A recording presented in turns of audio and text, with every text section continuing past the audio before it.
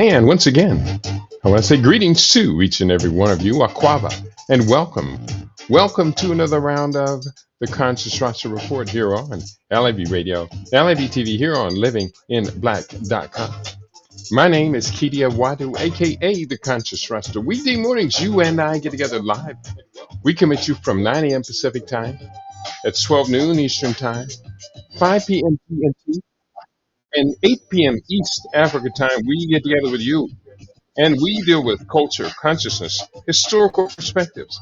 We deal with entertainment, economics, education, health, labor, law, politics, religion, family, conflict, future studies, all areas of human interactivity and development. Today's date is Sunday, the 5th of April, year 2026 in the Western calendar, the Gregorian calendar. This is the year 6265 in the Kemetic calendar, to which we have realigned our cultural clock. Welcome to the seventh millennium. You have found your family in a peaceful place here on LIB Radio, LIB TV, here on livinginblack.com. And here's what we're doing. We got the guys in the waiting room, and I am in the waiting room as well. And I've got a new system I'm working today here on Rumble. And I know that you can hear me because I can hear me in my ear. And I want to make sure I mute this in my ear. And I believe we have Brother Dewara. You're in the house as well? Absolutely, Baba. Okay. And I'm just making sure, promote to moderator Junius, Baba Junius. I have you in the house. Let me unmute Baba Junius or his microphone. He's yet to set it up. Now, we're on Rumble, but I'm still trying to figure out how to get my visual onto the screen. mm, But we're all here. We can hear the audios. And usually it's just click a button or here, let me drag and drop. That didn't work. And we're going to do the best we can. Baba Junius is logging back in right now. But did you get a chance to see the messages that I was sending out? yes, I did, Baba. Yes, I did. Very And there was a interesting. short piece of video that you got a chance to see. Am I correct? Absolutely. I watched it 3 times. Okay, great, great, great. What I'm going to do is while we're waiting for Baba Juniors to get back in, hmm I'm going to now put that short piece of video up onto the screen. There is Baba Juniors, and he's going to unmute his microphone. And Baba Juniors, I believe we do have your voice on to the program today. Am I correct? Yeah, I think so. Okay. And I have your video. I can see you in the house. Let me just correct myself over here. Fade over there. Take that to studio mode. You and I can be seen in the waiting room in the chat room, right? Well, I can't see. I don't see anything. Yeah, I see both of you, but you're down below, not in the actual main screen. Yeah, and I'm trying to figure out how to move us to the stage. This is in private mode. We don't want, oh, this is private messages. And to our listening audience, I need you to help me out because this is a brand new studio, brand new setup. I'm using Rumble Studio, just getting used to it. And I'm in the background. I'm going to figure out, I'll just ask one of the search or AI search engines how to move the participants to the stage on Rumble. But if there is anyone in the audience, I need you to type a message. I need your participation. And I hit OK. So I did chat into the chat. So we do have that working. Now, here's the thing. Robert Junius, did you also get a chance to see the short video that I sent you? No, I was doing some other stuff, trying to get some things to talk about today, and I wasn't able to see it. Okay. Here's what I'm going to do. Waiting room participants. Okay, I think we got it right now. This is you're in the participants, and I don't need to. I see two chats. Yeah, I see us in the. Okay, Dwara, he chatted in there as well. Okay, um, I'm going to play a little piece of that video. This is a little crazy around here, but I'm going to play this video, and it's teaching game theory. So I'm going to put this onto the screen. You should be able to see that on your screen right now. Well, I don't see And anything.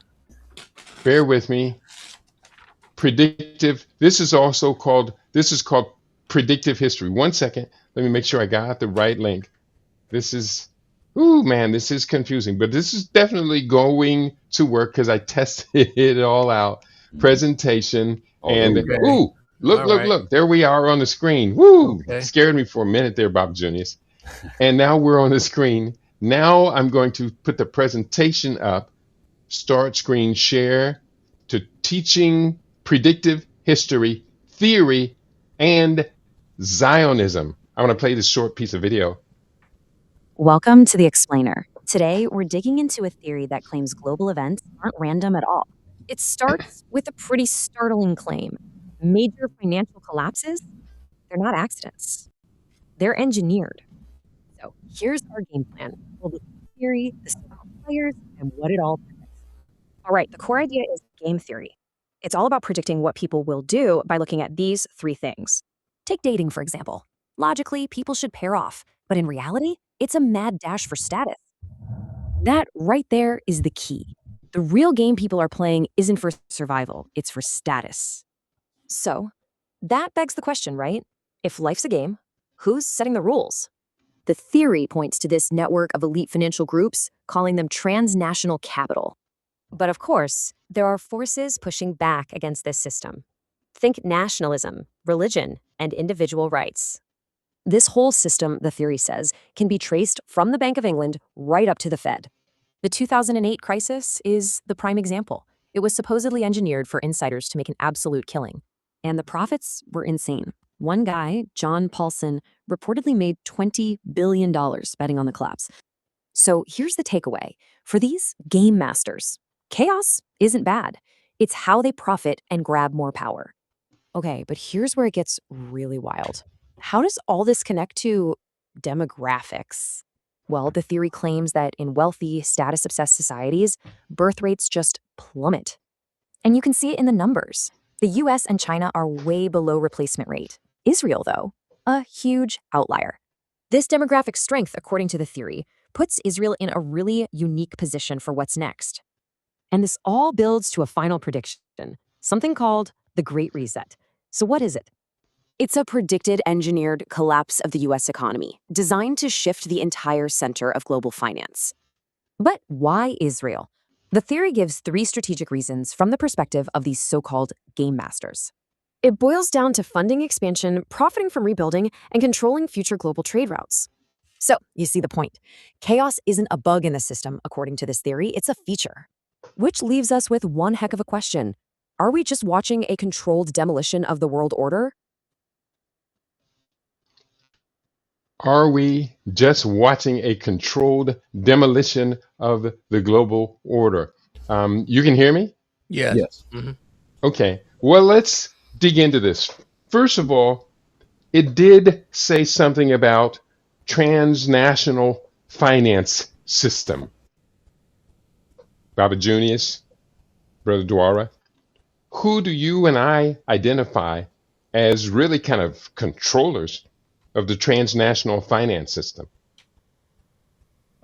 Primarily, it's if you want to offer some names, it's the Rothschilds, the Oppenheimers, the Warburgs.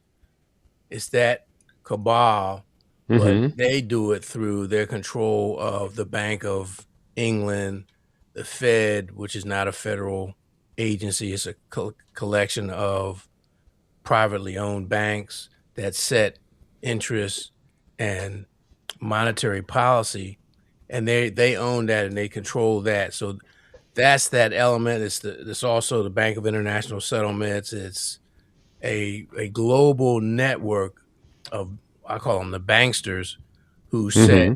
that type of policy, but they also set, as the video talked about, this social engineering. They're also the ones, they're the programmers, and they're the shot callers for the social engineering.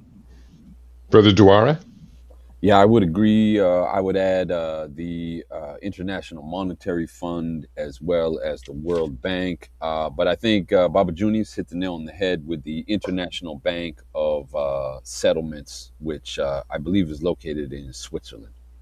Yeah, there was a book that was put out by the Nation of Islam called The Secret Relationship Between Blacks and Jews. You recall that book? Yes, Yeah. Hmm. yes. And it identified Zionists, in fact, specifically the era of mercantilism, as dominated by those who eventually turned out and identified as the Zionists and the instigators of this grand scheme to create quote unquote greater Israel. You recall what I'm the points I'm making? Yes. Right. Okay. So what I am saying in this video, using game theory, we can now identify what's been going on this planet since 1694, when the Zionists, or those who became the Zionists, were then took over the Bank of England. And they, from that bank, and there's a second video I sent you that's a little more lengthy. It's maybe 3 times as long, but it explains things in much more detail. That they took over that bank, which disperses money to central banks all over the world, especially around the G20 countries, the wealthier countries. And those central banks distribute money out piecemeal to other banks. Before we go to the big reveal, Mm. your comment on what I've just shared. No, that's how it is. Mm-hmm. Um, you can, if you want further explanation on the U.S. side, Mm-hmm. there's a book called "The Creature from Jekyll Island," where That's right. they talk about the creation of the Fed, how they got together there on that remote island with the Rockefellers and select banksters to create the legislation for the Federal Reserve Bank. Mm-hmm. And so that's that part for the United States. But keep in mind, just to probably give you get a little bit ahead of what you're saying, remember the Wesley Clark, the Seven Mm. Nations in 5 Mm-hmm. years. Well, most of the countries on that list did not have a Rothschild-controlled central bank, so they were targeted. That was in addition to all the other things. That's why they were targeted, because they want to have a global control of the financial system. Now, I'm sure you're going to talk about, when they talk about the Great Reset, Mm. that Mm-hmm. system is in deep, deep trouble. That's right. So what we're seeing right now, and I don't want to Right get ahead of, now. I don't want to get ahead of Well, you. we're on the same track. Keep going. You got All it. right. So what we're seeing now is the opening salvos, or they're putting the pedal to the metal to undermine that existing global financial and socio-political structure, and they're going to reconfigure, which is what they're calling the Great Reset, or other people call it the New World Order. So this is what's going to happen. You're going to have a change in currency.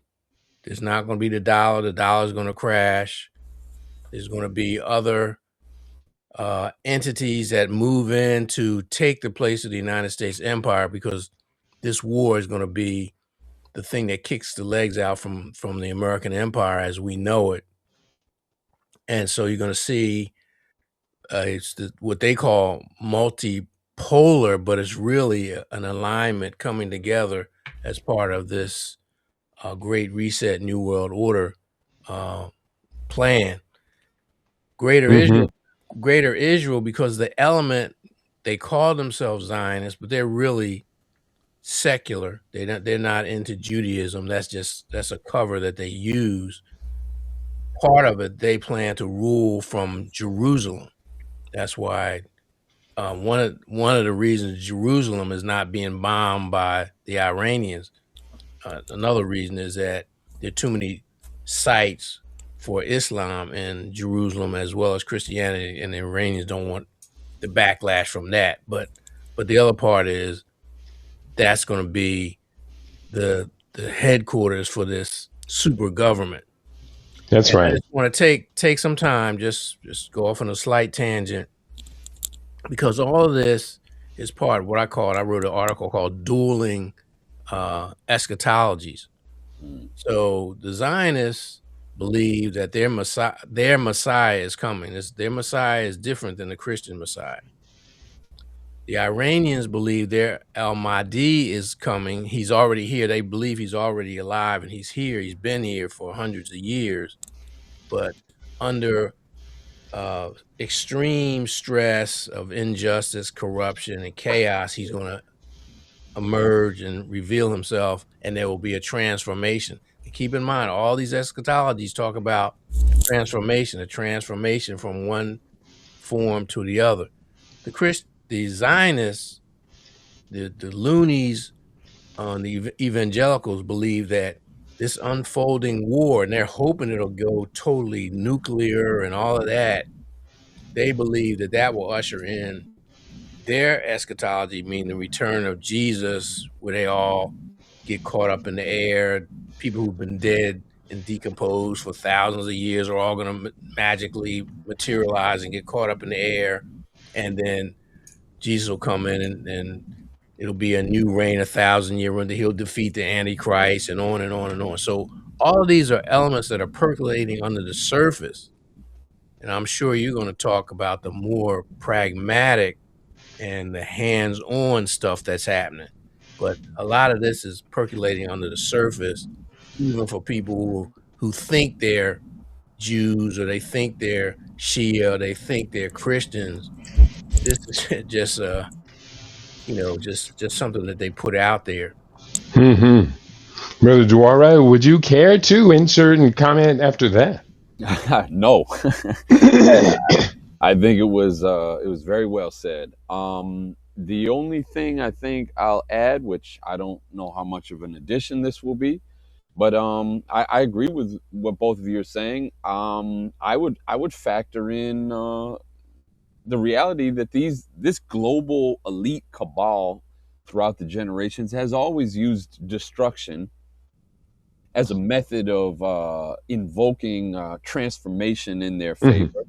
I'm also Hmm. including Ukraine. I mean, that's yet another country that is completely being decimated, That's right. uh, speculated to be on purpose, because again, that that ability to rebuild, maybe even Hurricane Katrina in New Orleans was a microcosm of Hmm. what we're seeing play out on the world stage right now, especially in the Middle East, where and the forest fires in California and then also in Maui. Those were kind of microcosmic examples of what happens when destruction occurs, Ah. be it natural or unnatural. And in my personal opinion, I think a lot of that was unnatural. Hmm. And then the rebuilding process. That's right. The Who contracts benefits for from the that? rebuilding. Absolutely. Hmm. Well, you two brothers, I'm going to give you both thumbs up. I mean, you brothers both hit it right on point. Here's the thing I have come concluded, and I've been obsessing for the past 2 weeks or more with game theory. Before you go into that, elaborate as you go into what you're talking about. Hmm. Elaborate on Duara's piece about Ukraine, because that is critically important Hmm. from a just from a geopolitical point, geography kind of point, and historical point when we talk about who these fake Jews are, and That's right. that that area has major importance for them. Yes, that I do agree. And when we talk about Ukraine, for one, Ukraine has to be recognized on the world stage as a major supplier of cereal grains.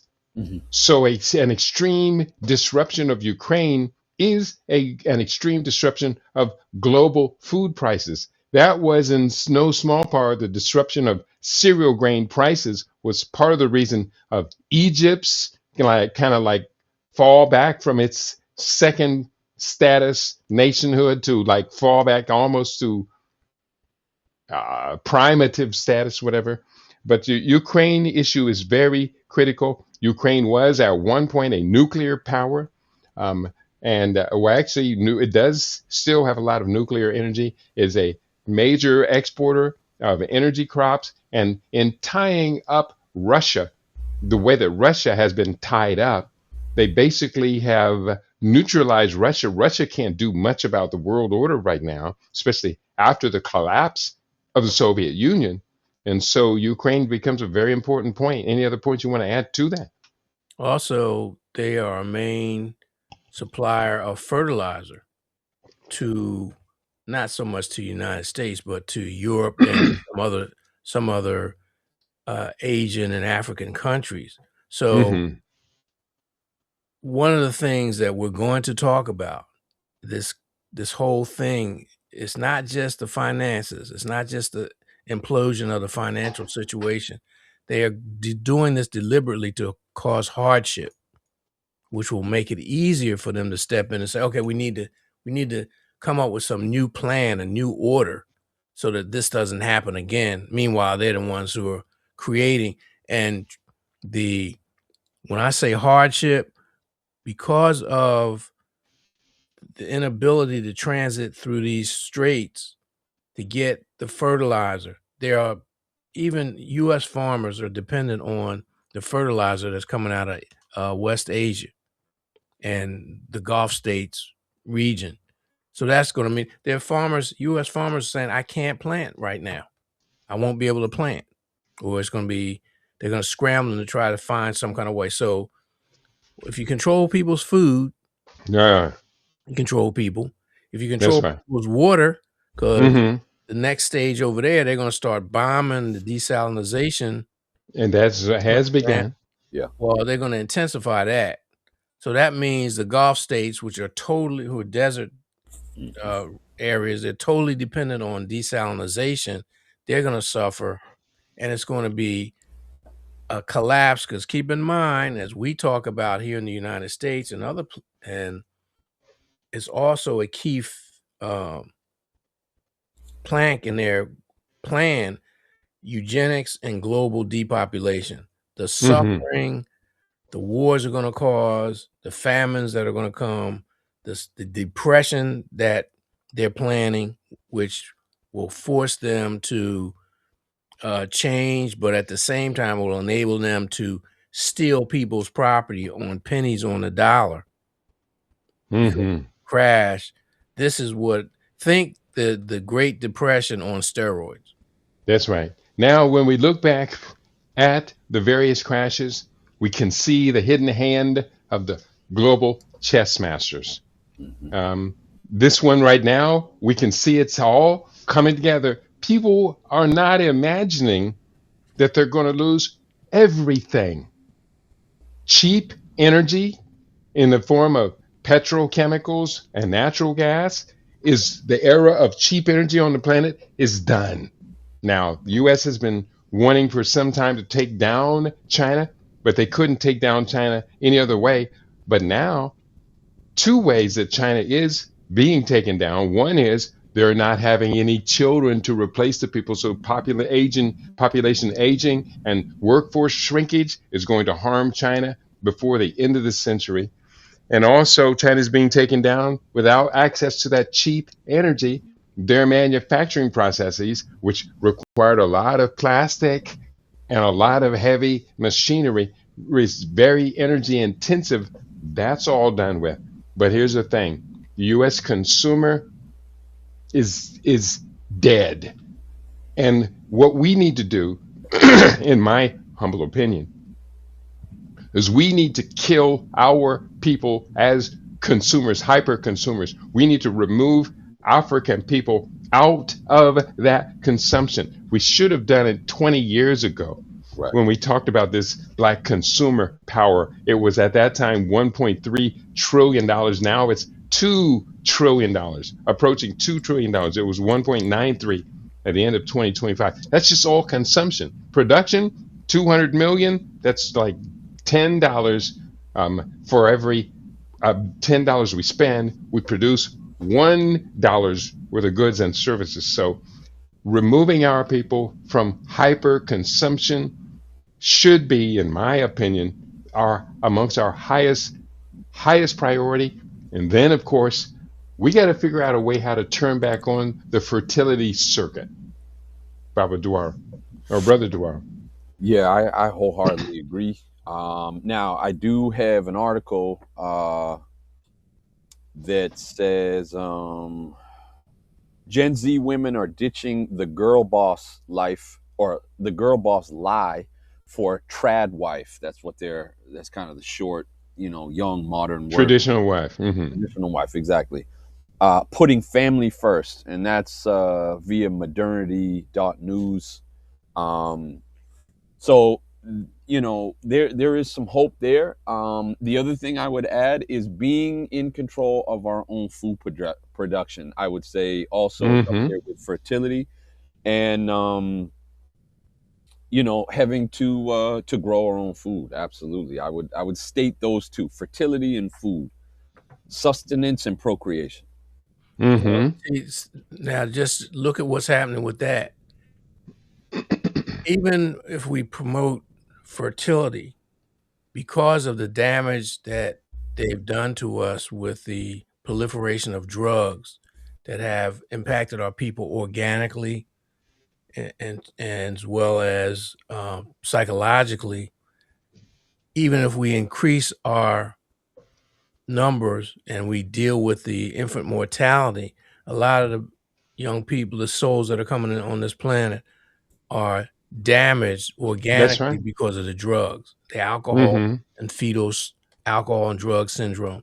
So we have to educate our people and have to try to figure out a way, our scientists and our metaphysicians, to reverse the damage that crack and all these other illicit And drugs, alcohol. Alcohol is the biggest damager. yeah, tobacco, all of that has done and is doing to our people. So those are critical issues that we have to get on. Food, grow our own food. Okay, a lot of folks, some folks, a small percentage of our people are returning to the South. Remember the Great Migration. I understand why, because my family participated in it also. But the downside of that is, at least in the South, even if you were a sharecropper, you had your own garden. You could have a plot of land, you could grow some food. And if you were a family farmer, you had an immediate source of food. You look at a lot of these municipalities and these states and counties, they're passing laws that prevent you from having gardens. Wow. And think about, and this just didn't happen yesterday. They've been planning this for some time. Because obviously Hmm. part of it, they want to control all land use in this new arrangement. That's Remember, right. you will own nothing and be Mm. happy. And be happy. Is that last part of that? You will own nothing. Is that last part? And you will be happy.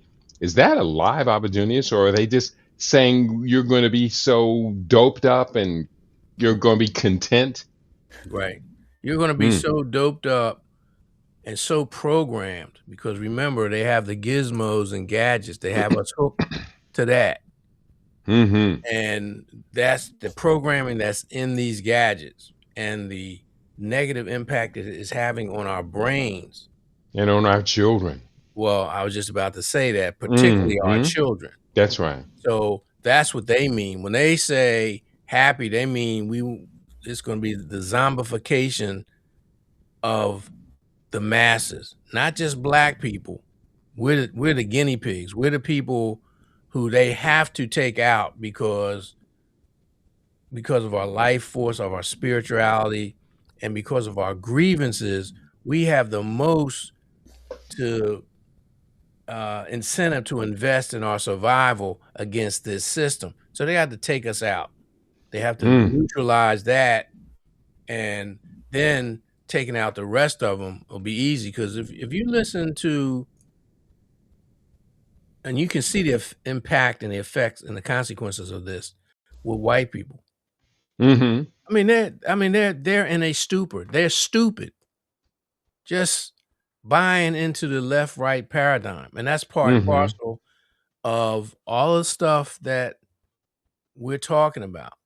That's And right. And all of their course, yeah, and just what's his name? Albert Pike, hmm his predictions and how they were going to plan for World War III, and this was in the 19th century. This wasn't in the 20th century.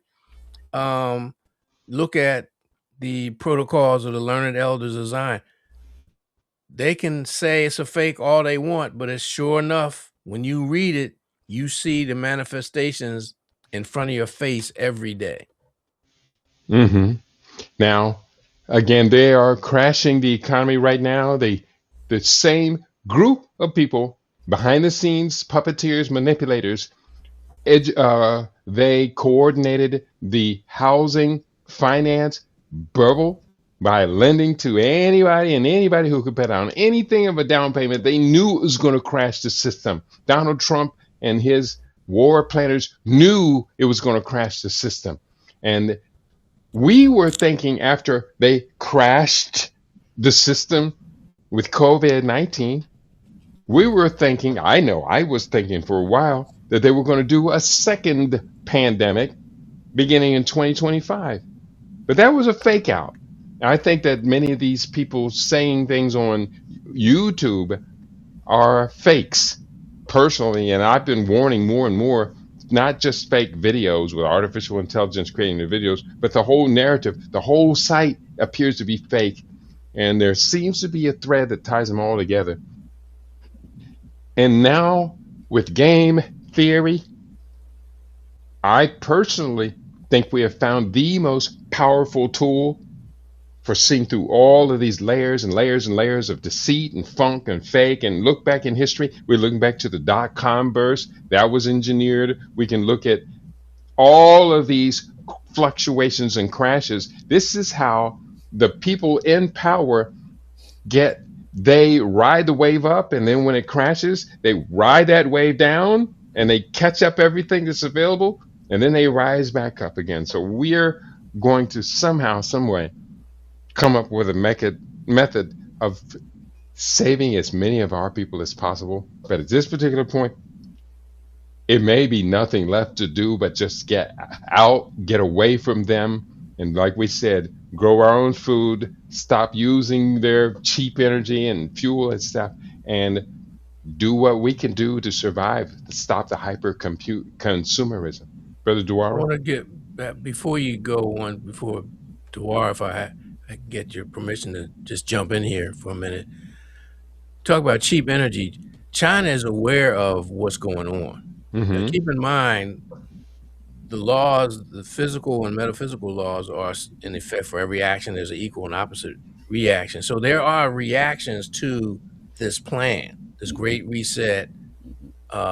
Nationalism is one. We just gave some reactions. Start having your own crops. Get off of, get out of debt as best as you can. These are actions and to this message.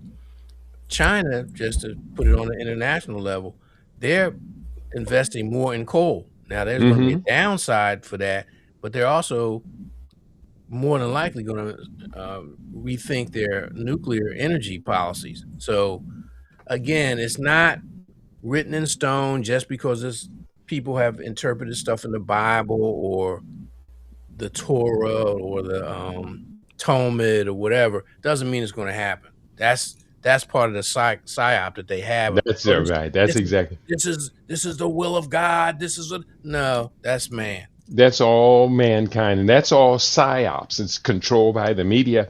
And if you say anything out loud in contradiction to it, you're either called a heathen, you're an antichrist, or you're an anti-Semite. Well, no, But they label you, they also yeah, one of the labels is well, they're crazy. yeah, or they're crazy. Conspiracy theory. Right. Brother Dwyer, you've been quiet for a minute. I know you got something building up in you. I appreciate it. I was trying to find something in this wonderful book that came out all the way back in 1994 by this brother named Terrence Jackson, and it's called "Putting It All Together: World Mm-hmm. Conquest, Global Genocide, and African Liberation." And the book actually holds up pretty well. It stands the test of time. He's got pieces on Iraq. He's got pieces on Iran, the Iran Contra scandal, uh, the Fed and the Eaton, and that's about the Federal Reserve, obviously, the power elites and the use of war.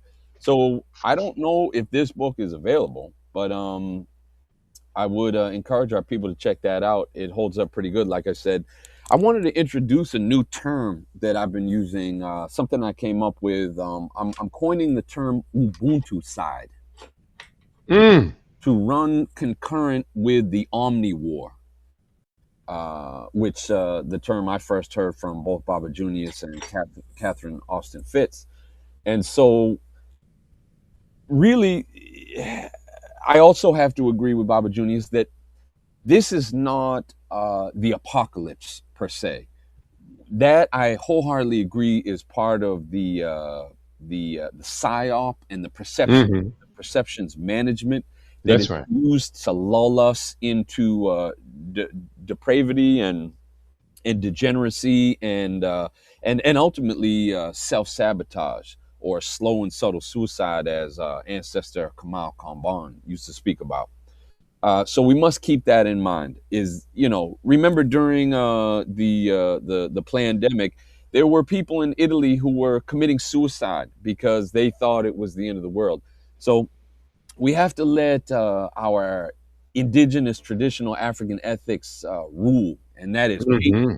that is self control. That is non emotionalism. That's putting intelligence over emotion and stepping away from the feeling and concentrating more on game theory, which you have so accurately pointed us in the direction of, Baba Kiti. The other thing I Yeah, want to say too is that consumerism is really, it's become the new religion. And I that's right. can't remember what marketing firm. It was a global marketing firm from London, I believe, that said that brands would become the new religion. I have to look that quote up, but it's really the religion of consumerism, like you said. And there was a term back in the day, early '90s, that came up: affluenza. That was the Hmm. Right, decrease right. of affluence. And then I'll go to Muada Ashby, who said that he quoted a Kemetic proverb that says something to the effect of, I'll paraphrase, that when greed and opulence rule a society, my art cannot be had. There can be no justice. There can be no truth, balance, order, righteousness, reciprocity. So I know my thoughts are a little jumbled right now, but with that being said, yeah, it's that tricky duality of being able to be aware of what's going on and making the right game theory choices for our survival, and Hmm. at the same time not being emotionally and mentally taken over by what is going on to the point where we fall into that stupor that you always talk about, Baba Junius, where we just freeze, that fight, flight, or freeze, and then we're unable to react in an appropriate way towards our survival. That's right. First, let me just go to the um, chat, if you don't mind. Just say greetings to everyone. Brother Duara, I see you said Ubuntu Ma'at LIB Global Family for Africa One is in the house. Hotep Mastermind Panel and Global LIB Family Ubuntu. And you did put up a link, Duara, to the Pyramid of Power. And maybe you might want to describe that and in just a minute here. For Africa One, ask the question: do the masses have any role in countering these maniacal plans for the world reset or destruction? Personally, I say the masses hold the key to everything, Yes. but the masses are coordinated by mass media. And as long as mass media takes a singular position for the world if it's all Zionist controlled, then they're going to take a singular position that everything they're going to do is going to feed the idea of greater Israel. Greater Israel may take them 250 to 300 years to complete, but they are bound and determined singularly to create that mass they call greater Israel. And I have a map. I think it's in the longer video that I sent you. And if you look at the map, it just kind of pans through. And at a certain point, it says Greater Israel goes all the way down in Africa, south of South Sudan. So they're talking about Greater Israel going down into Uganda, controlling Egypt, Sudan, South Sudan, and into Ghana. Lest we Well, but forget. that's that's part of the Nile. They want to control the Nile, and it's so when I say people are in a stupor, Mm. this is in the public domain. It's not like they're trying to hide it. It's That's right. available to. So you have the Saudis who are so myopic in terms of the royal family, and there are people who say that they're connected to the Khazars and the Ashkenazim, but their plan calls for them to annex large portions of Saudi Arabia. Well, here's the thing. If we listen to Professor Jiang, the Canadian Chinese Yes. game theory professor, if Yes. we listen to him, the Saudis are probably going to change sides after this Iran conflict. They will, everything, the Trump imposition, the Epstein war is going to disrupt everything. So everybody's going to be looking around for, well, who's in power? Who's got strength? Which team do I join? Some are going to join Iran and some are going to join the Israelis. But it's really only going to be two superpowers left when the Epstein war pulls Trump et al. Out of there. What's going to be left behind? Israel with their strategic plan for Greater Israel, and in Iran with its strategic plan to just survive. Iran could bring along a number of the BRICS countries along with it. I think that would be a good thing for the world. Mm. But at the same time, I don't know. I have to ask, what's good for my team? What's good for our team? But as we've said, through the incarnation of the mastermind and even earlier in the Falcon Forum, we're not in the game. We're sitting on the sidelines. And I tell people you have to take sides, because sitting on the sidelines or trying to stay neutral makes you collateral damage. In You're not in the game. a And hot And war, the fence sitter gets hit first first, from either side. right. right, right. Couple And more. Oh, go ahead, and the then other I'll thing more too comment. is I'd encourage our viewers and listeners not just to take our word, but to look into the background. A lot of times, Dwar and Keedy will post linkages where you can get this additional information. Mm-hmm. Keedy just mentioned Professor was it Zhang? Zhang. Jang, yeah. Zhang. Mm-hmm. He's good because he has the thing is he's a high school. He calls himself professor, but he's a high school teacher. You saw the video from the guy criticizing him. No, Oh, so you know about him, all right? well, I found out about because I frequent the Colbert Report, Mm-hmm. and Mm-hmm. so one of his videos he mentioned him slightly. Mm-hmm. So I'm saying all this to say is no one has the full picture. Mm-hmm. No one knows all the names. We can't give you a list of who the Illuminati are and all that. Nonetheless, he offers a good insight, and there's another video channel that offers great insight in the war, what's going on. And Mm-hmm. in time, they have pretty much been on top of stuff. And then the people that you see on Judging Freedom, the Napolitano, the Mm-hmm. Larry Johnson, and Scott Ritter, and some of Yeah. those people Yeah. are telling you, because they have contacts within the military establishment, they're telling you, plus they have experience, life experience. They're telling you what's going on. So look into that, and then juxtapose our position, or what our position should be as African people, because That's right. Africans are in this war. Trump is bombing Nigeria. Trump is bombing Somalia. The attack on Nigeria is part and parcel to the things that Keedy was talking about in terms of them wanting to control the energy. They want to control the resources. They're doing it under the guise of saying, oh, well, the jihadists are attacking Christians, so we got to get involved. Mm-hmm. These guys, these people are demons, but they going to use religion as a justification to kill people.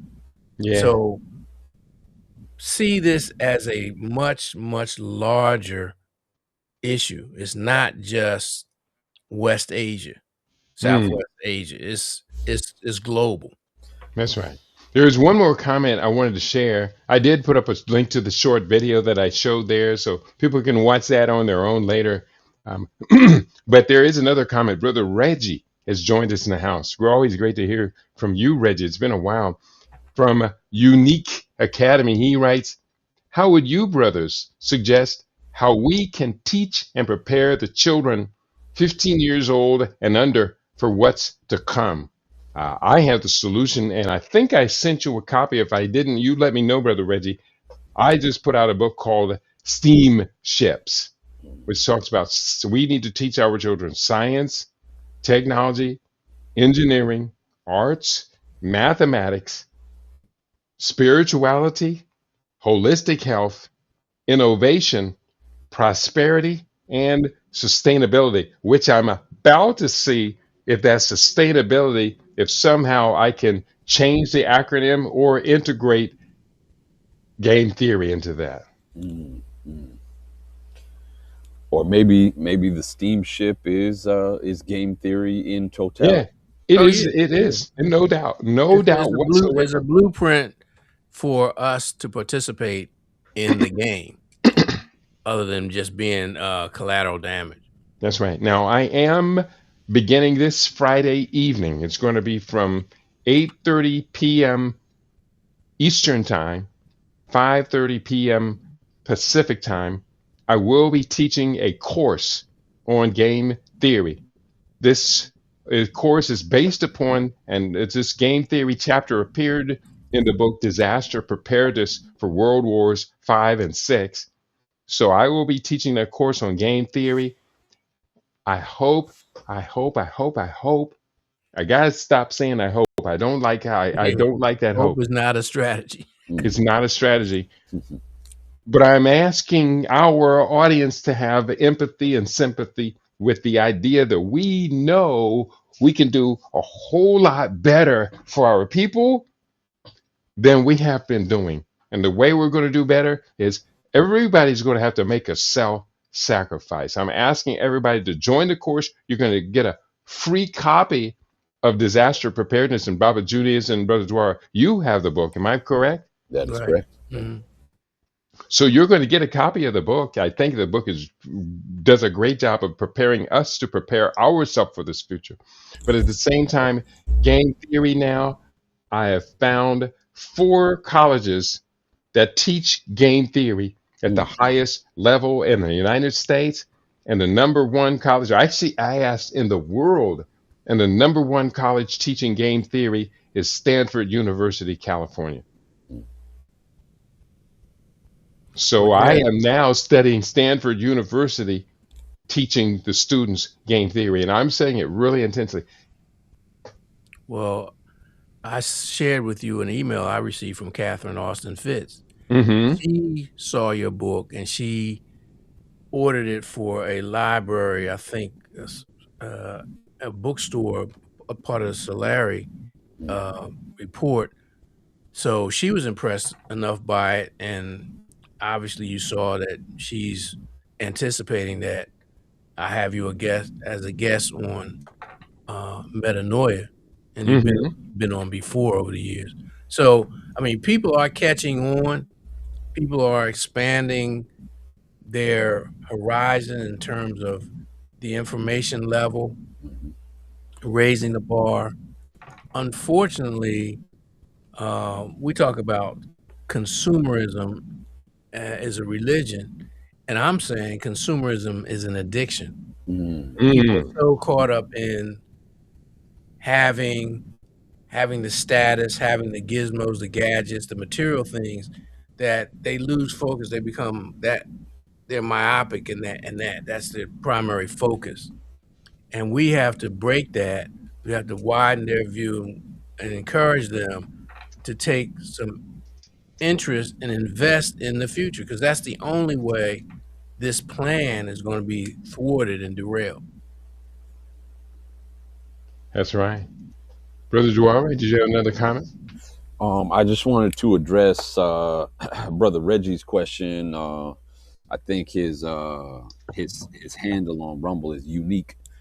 Um, I would say that letting children spend copious amounts of time in nature uh, is one aspect. The other the of three that I can pull off the top of my head, the other one is to use African proverbs and to not give the meaning to the child. See, we're so quick to want to give the answer before the child has had an opportunity to stretch itself, to use their deep critical thinking skills, which they do have. And I believe Brother Reggie is an educator, so he knows that. But using proverbs, even printing them out and posting them up around the house, or one of the traditional ways I was educated was a proverb would be said, and then there was a discussion as to what we each individually felt the proverb meant, and then there was a greater conversation had with that. I know it sounds kind of cliche and it sounds kind of silly, but the reality is that proverbs are a spiritual technology that are designed specifically for parents to use with children, so as to begin that critical thinking development within a child's mind, so that Absolutely. they can begin to think abstract. They can begin to understand metaphor and simile, and the relationship between things that may appear opposite, but in reality are connected. Just like we talk about polyrhythms within our music, uh, Hmm. a great professor out of Kenya, Baba Gerald Wanjohi, calls proverbs polysymbolic metaphors, and so Mm. these are deep layered spiritual technologies that go from the social to the spiritual to the metaphysical to the literal. So I would say that, and then the third one I would say is to do your best to cultivate communality amongst children. I've been reading a lot about Ubuntu, a lot about community and communality, and really our ancestors and our continental family still have uh, perfected that art and perfected that reality, and it's so beautiful that when a child first opens their eyes, they see dozens and dozens of smiling faces looking down upon them, all there for their best interest, and that continues throughout life, be it an age grade system through initiation, be it through clans and kinship, family lineages, where even neighbors and very close friends of the family are considered family. Because there is no word in any African language for extended family. You are either family or you're not, even if you're not blood related. So those are the three things that I would mention. Teach the children African proverbs. Let them spend time, copious amounts of time in nature, and do our best to cultivate communality and that sense of family and belonging and Ubuntu. Good points. Excellent points you make. And I'm still trying to figure things out how this new Rumble studio. I did a lot of work yesterday, so we did get everybody up on the screen. I did hit the presentation button and put us all on the stage now where we are. But there's still a little bit more because I was putting up some messages in the chat and they were going to the private. So if you were not a member of Rumble, they were not showing up. So right now I'm copying all of these messages and make sure that they all get up as well. And so we're going forward. So game theory. That's is that an acceptable, agreed upon response to what's going on in the world that we can all sign on to as our people really need to game up on game theory? It's like We're at a chess match, a global chess match. We walk in a room thinking we're boss, but guess what? We don't know how to play chess. We're masters at checkers. or or marbles or something. Yeah, anything but the game. So, what is the nature of the game? We need to stop and talk about the nature of the game, or do we just wait and have people learn about the nature of the game when they sign up for the game theory class? Well, I think part of marketing is to give an intellectual tease to the people, to our brethren, and so that they can see, okay, this is something worthwhile, incentivize them to join or to take advantage of it, or even just to learn about it, because people are going to have their own issues. People are struggling now. The economic and financial shock hasn't hit yet. You see the shock at the gas pump, but it's going to roil out and ripple out even again, because it's going to be devastating. The goal is economic depression, major system and systematic reconfiguration. So we have to figure out how we can marshal our resources so that we can adapt to this, because as we used to say on the Falcon Forum, a lot of people aren't going to make it. That's very sad, but that's so true. A lot of people are not going to make it, and people are falling out so much right now. I've recently relocated, and I'm sharing an apartment in a near the central part of Las Vegas.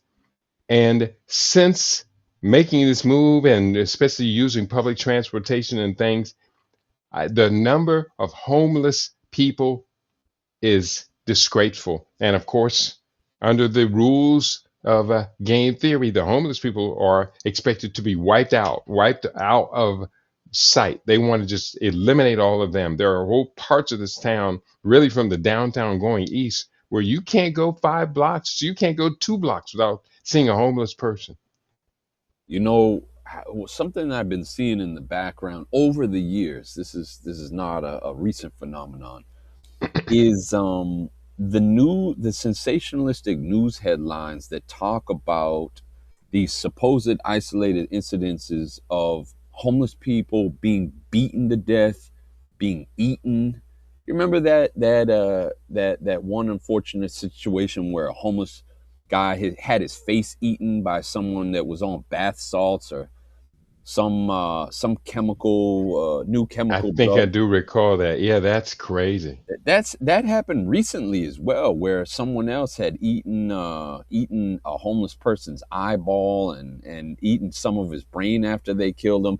And then there were some hordes of some white boys that were going around killing homeless people too. And I believe there's even an underground video game that's pushing that narrative. So part of what I'm saying is the move away from crass materialism and Hmm. and the move of our people, part of the game theory, for our people to move towards Ubuntu, move towards a more meaningful, more simple life, away from the crass materialism and the consumptionism that you speak of, is the disconnect from the barrage and the constant daily assault on the divinity of our minds That's with why. with a lot of this chaos and isfet and highly disturbing, degenerate, and psychopathic material. Now, I hear you getting upset when you're describing this disruption, when you're describing this system. Would you care to elaborate? What did I hear? Are you getting fired up, getting angry, Brother Dwara? Well, not angry, but maybe a little emotional because I think of the children. You know, I think of Yeah. after both of your generation and then the generation between us and then my generation. They're not worried about us. They're going straight for the unborn, um, Mm-hmm. and Mm-hmm. Mm-hmm. Because in controlling the children, they're control the system will control the world for generations. Exactly, exactly. And that has to do with food, that has to do with fertility, like we mentioned. And so that's why I get passionate and emotional about it, because Fade to Black, I'm dedicating the rest of my life to trying to undo that, or to course correct that in Fade whatever to way I black. can. Yeah. Baba Junius, we haven't heard from you for a minute. And then after your comments, I want to see, ask your permission if I could share a slideshow that I prepared on this. It's about maybe 12 or 15 pounds, but you been firing out, Baba Junius. I can see something building up inside of you. No, I think this is a critical issue, and we have an obligation to our people to report this and to put this out there and to incentivize them to become familiar with what's going on and then figure out ways that we can save ourselves, because really this is about redemption. This is about salvation. And I'm not talking about in a religious sense. I'm talking about just in terms of survival as people. And I'm not, again, I keep this Haramakit Hmm. in eye view. I just ordered and, one, Baba.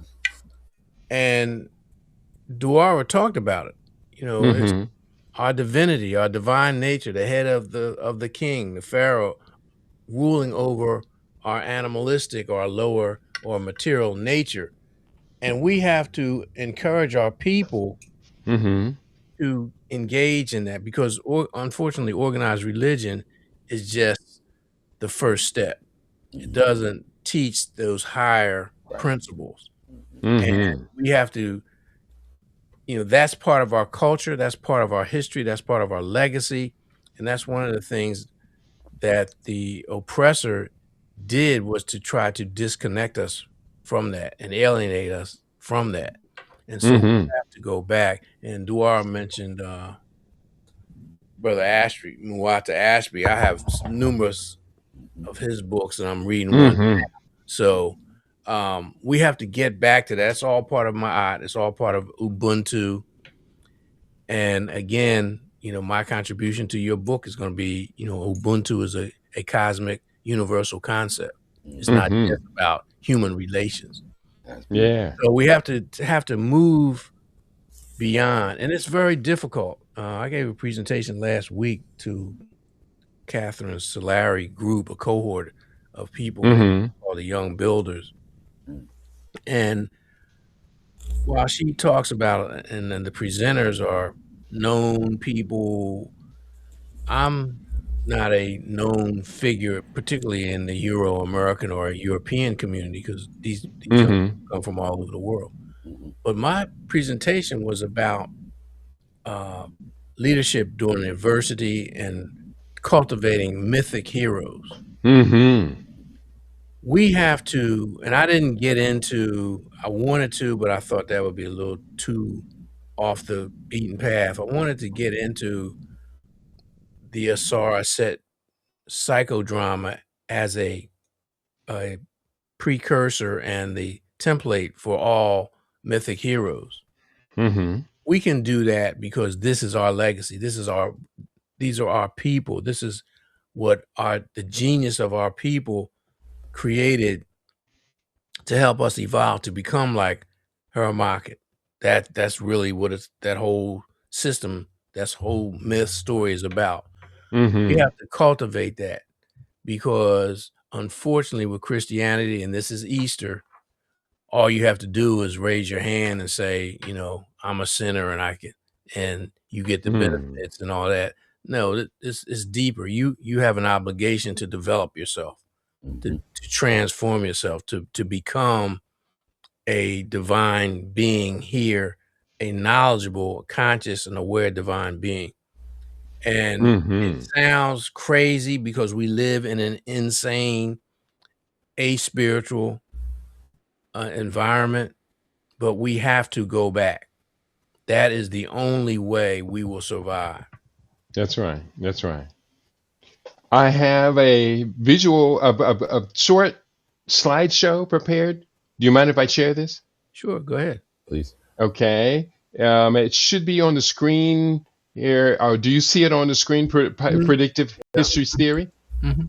Okay, I'm going to share this with you. No, wait, Welcome to wait. the This is not. explainer. Nope, Today, this we're is not digging it. into This is the video, and I didn't want to share that video. Let me stop sharing. Wait a minute. Let me. I don't want to accidentally hit any buttons that I don't want to. Okay, now I'm going back into this is my notebook. I'm in here. This I'm looking for a slide show, and it's called the game theory. This is it, the slide deck. Game theory. Now this is not that long, but it is highly technical. Don't get caught up in the technicals of what you're seeing here because we're going to have a chance to explain all of this when the classroom begins. You see the slide that says predictive history, right? Yes. Right. The game theory of global collapse. That's what we're witnessing. Global collapse. Real quickly. History is engineered, not accidental. The boom bust delusion. Most of us see these as disconnected, but no, the reality is it's all structured mechanics. Mm. That's game theory. We're going to explain all this in more detail. The three primary human motivations. This becomes very important. Number one, the biology, creation of the motive mechanism, procreation, and genetic survival. But now women are pulling out of that. Number two, prime motivation is economics. Economics is not necessarily illogical, but it has become an illogical system the way it's manipulated. And then the third is status. People do what they do to achieve and maintain social status. The mechanics of the game theory triad. At the top is no, at the bottom left are the players. To have game theory, you begin with the players. There's also the rules, which are strategies and tactics that each player uses. And then there are the rewards, the incentives. I also say people have to understand, first and foremost, the game exists. Going forward, the superstructure dictates the game. Phase one, when history began, low population and everyone was poor. Phase two, growing population is now becoming more technologically savvy. And the phase three, overpopulation and the wealthy are now dominating everything. But look at that phase three chart. That's what this game theory is going to have us coming to predict is going to be the fate of the world. Transnational capital and the game masters. Now, you and I, we are not hindered by what we call this system. But what do I call this transnational capital system? I call it Zionism.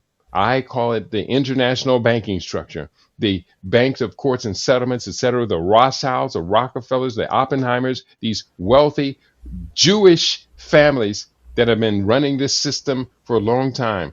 The Bank for International Settlements is underneath them. The Federal Reserve, Bank of England, and mega banks like JP Morgan are all under them. The rules based international order is all underneath the transnational capital, but it's even bigger than that because they set the rules, aren't? Isn't that true? The Yep. engineered illusion of society. Now, the first one, and when we teach the game theory, we're going to learn a lot of these little kind of subtexts. I found a bunch of subtexts with people's names attached to them. So there's a lot of layers there. The first one is called Plato's Cave. This shows you the natural boom bust cycle. And the boom bust cycle also interrupts things. It says interest rates as signals. Using the interest rates, they control the flow of capital. They direct where the capital goes, and that's how they create the boom, and that's how they profit from the bust, and it just keeps on going. So going forward, I'm just speeding through this. You're going to learn more about it. The life cycle of a capital host.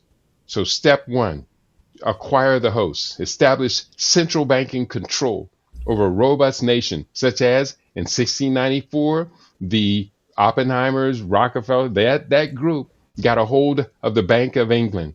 In 1914, the U.S. Federal Reserve Bank, came into play, and it eventually overtook the Bank of England. Step two, prioritize profits, socialize losses. That means when that the banksters created that housing finance bubble, and that thing finally burst and it all went crazy. What did the Obama administration and the Federal Reserve do? They bailed them out. They socialized the losses. Am I correct? Yes, you are. And Step, yes, Most. go ahead. sorry, Jeffrey Epstein was apparently a part of that. Jeffrey That's Epstein, a part of it. that's That's that's right. that's the aspect of the Epstein files they don't want you to know. That's Exactly. right. That's right. Step three, generate activity. Capital requires constant movement. Engineered wars and debt cycles force massive economic output. And step four, extract Don't and don't abandon.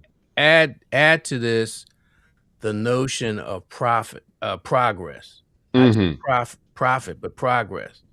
This Mm-hmm. is this is facilitated by because they have indoctrinated us to believe that modernity means progress.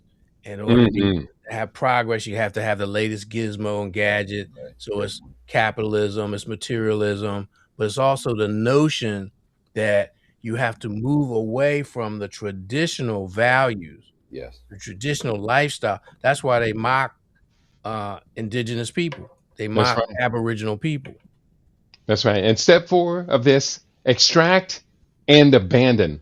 Now, the title of this slide is The Lifestyle of a Capital Host, but I might suggest this is the life cycle of a capitalist parasite. Exactly. And that's the notation I put down next to host, because what you're seeing, and you know from your studies, Keedy, is the parasites inevitably deplete the resources and the energy of the host, And then they move on. and they move on. And they don't care if the host dies.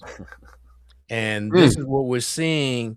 In this case, the United States, the American empire is their host, and they are now in a major effort to suck dry all the resources and assets that they can. And that's right.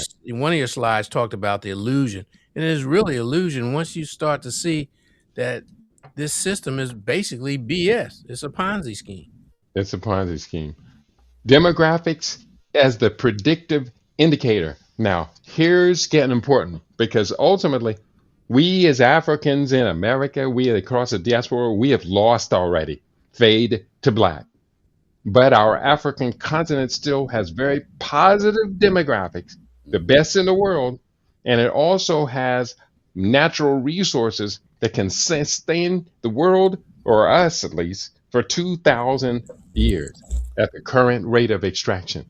So, demographics as the predictive indicator. Wealthy, educated populations trap themselves in zero sum game for status. Women are giving up children. I'm not going to blame the women because the men abandoned the family. Now she's alone. She got to work three jobs to maintain the children and as much status as she can maintain. Plunging fertility operates as a leading indicator of what? Civilizational collapse. So 2.1 is the replacement level. We see China is far below that now. It guarantees China's correction is going to be finished before 2100. But we see the US is in a better position maintaining a long life, but it's the immigrant women, it's the immigrants to the US that are having the children. Now Trump comes along and he's extracting the immigrant women who are bearing the children out of America. And then we have South Korea, the worst in the world, terminal trajectory. South Korea is terminal, and it looks like they will lose their labor force and military capacity will evaporate by 2040. Let's go forward a couple more panels and then we're going to finish this. The outlier society. Now, here's you're starting to see what it's all shaping up to be. Who's positioning themselves to be everything? Well, when all of these populations around the world fall below replacement rate, there is one group that is significantly above them all. The number one for of the not the number one, but for the wealthy so-called democratic nations, because Israel is anything but democratic, and they consider the Gazan, the Palestinian women, they consider them to be essentially Africans. They treat them the same as they treat us. But we're looking at the core anatomy. Israel is the world's only wealthy, high-tech Western society where women consistently choose to have more than two children. Now, you heard this speech by Trump the other day. He says, we cannot afford health care. We cannot afford child care. We cannot afford Medicare, Medicaid. You heard that excerpt from his speech the other day, right? Yeah. But he's admitting what they're saying, and he speaks out loud. Sometimes we wonder, is Trump a genius, or is he the dumbest guy on the planet? I say the puppeteers who control Trump are exercising that genius, and when he says something that's smart, we need to be able to pick it out and not just hate him. Could I ask a quick question? Please do. Um, so with Israel being like you said, the wealthy, high tech Western society where women are consistently choosing to have more than two children, I'm wondering how much of that was due to the unbelievable amount of population that was brought in from Ethiopia in Dimona, Israel. I would say a little bit, but not a lot, Not a because they lot. treating Okay. them like the N Yeah. words that Yeah. they're there. But there Remember, was a point that they brought them in that they did contribute to Israel. There was a significant labor force bump up, but at a certain point, they figured, okay, enough of that. Let's treat them like we treat them everywhere else around the planet. Remember, the same mercantilists who are the Zionists transported you and I to Yes. the Western Hemisphere to build the Western Hemisphere. Right. Right. I'm just wondering about the Beta Israel Ethiopian population's fertility rate in Israel. Low. but you got to remember, They were sterilizing them. Israel is an apartheid state, Hmm. and look at how they treated them. They accepted them under duress because of the media pressure. Remember when they first made a big push to come into Israel in the late 50s, early 60s. So Israel was projecting itself as this great, this country that had these high values, high morals. They didn't want them, but they accepted them because of the pressure, because of the contradictions, and they dogged them out. Right. Just look at how they treated them. They dogged them out. That's right. Okay, I'm going to move forward real quickly. The core anomaly, the mechanism, the result, all of those very important. We're going to go in those in much more detail when we come back to this to teach the thing. The failed pivot to China. Now, this is interesting. The failed pivot to China was the setup. Post 2008, the Bank of International Settlements and Transnationals attempted to shift the economic center of global activity away from a wounded America to preserve the system. That was mean the small hats would put on a Chinese hat.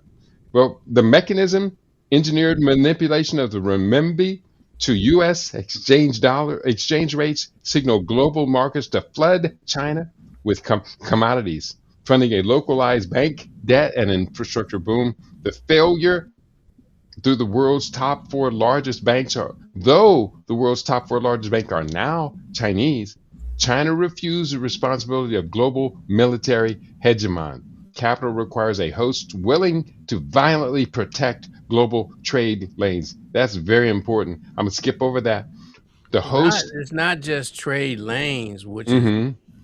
and I'm going to ask some questions and make some comments later once you finish the presentation. Mm-hmm. Keep in mind, they also want to do the Urugu model is to do what Admiral Perry did, is kick down the doors to demand and open markets and force people to engage in quote unquote trade. It's lopsided trade. It always benefits the parasites, Right. but Mm-hmm. nonetheless, they force them to trade.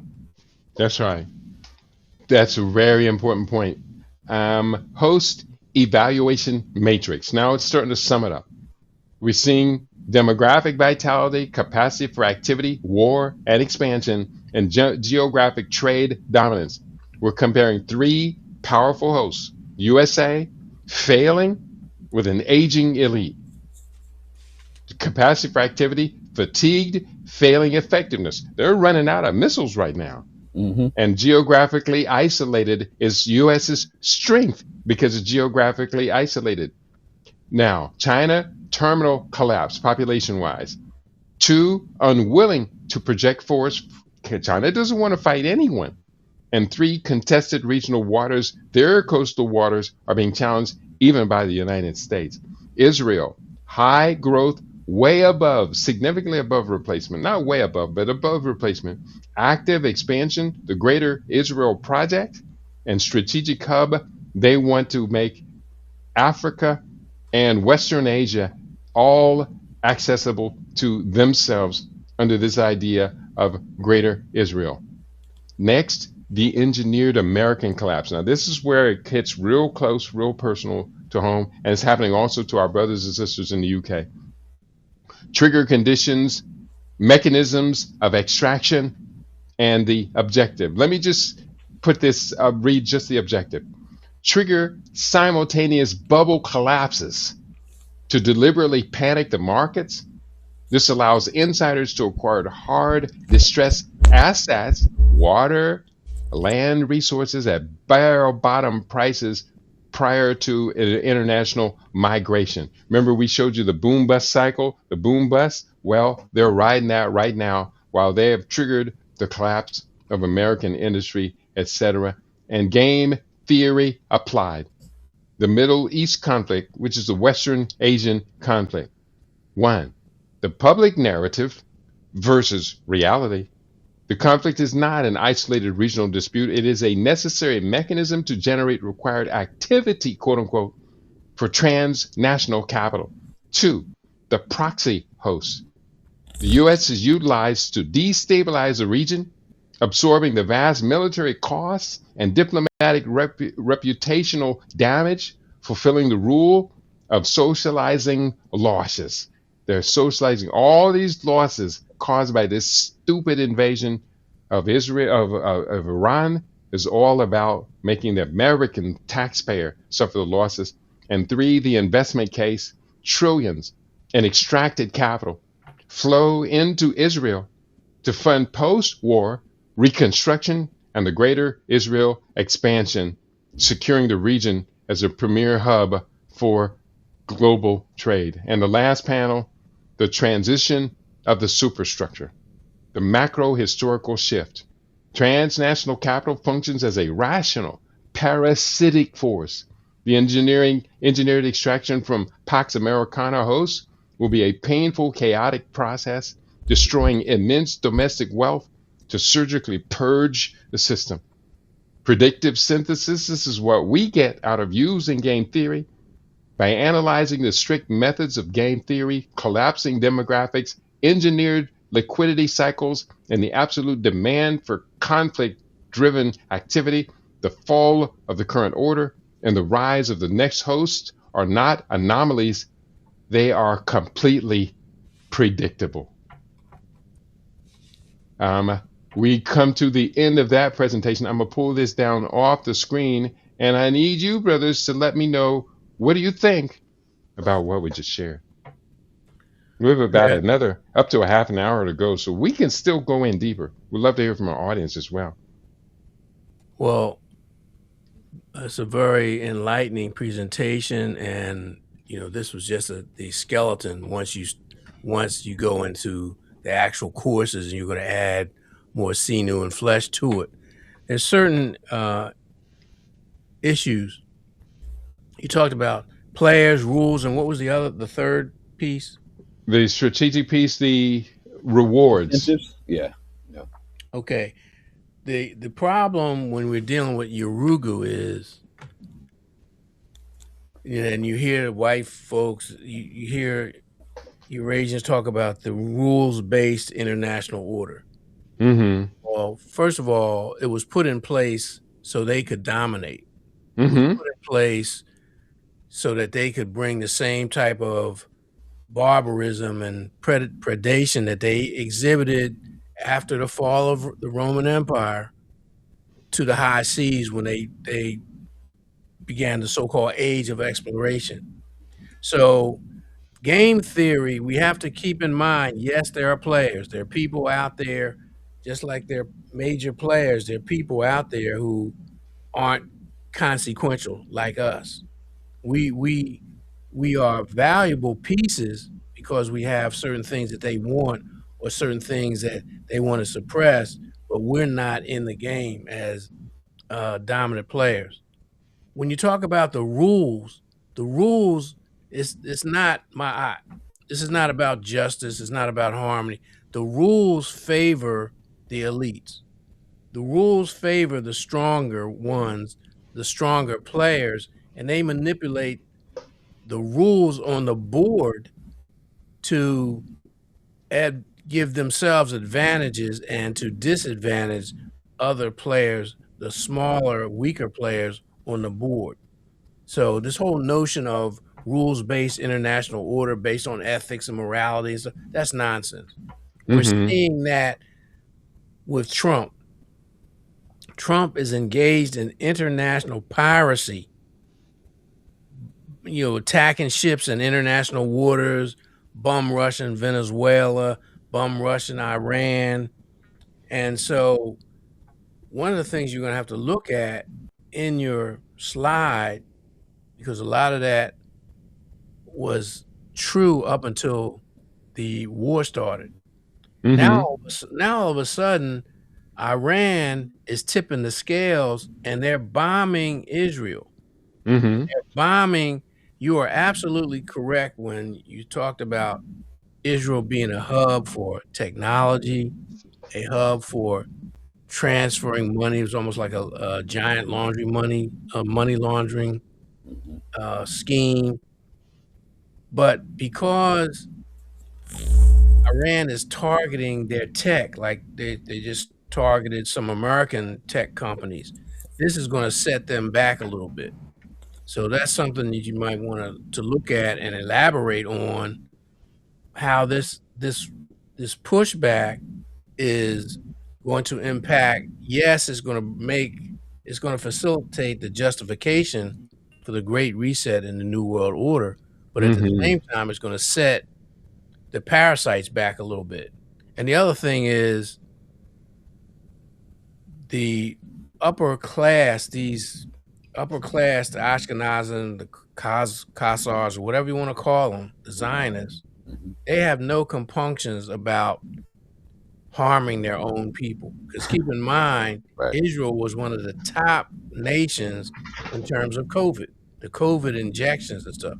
So if we extrapolate what we're seeing, the impact of these COVID shots around the world and all these studies coming out, we need to look at what's happening in Israel. Is are the same negative and debilitating impacts that we're seeing around the world are the same? Are they happening in Israel, even though Israel has a policy, an aggressive fertilization policy?